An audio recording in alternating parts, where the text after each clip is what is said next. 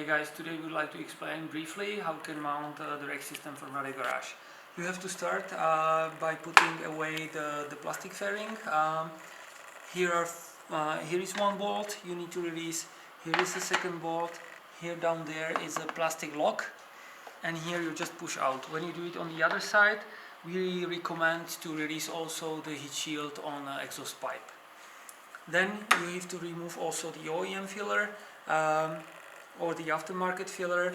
Both of them are on 3 bolts. You release them, you take it out. Just be careful you don't lose the O-ring that seals the filler. Then you release also the tail fairing. When you turn it upside down, you will see there are 4 marks on the fairing from the bottom made by the factory. So there you drill the holes. Then you put the fairing back. Now you prepare the bolts and the spacers. The longer spacers and longer bolts go to the front holes, the shorter ones goes to the back holes. And you mount easily the rack on.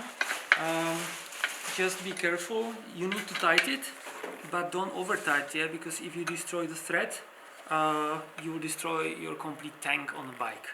So be very careful. We also recommend to use Loctite for the bolts.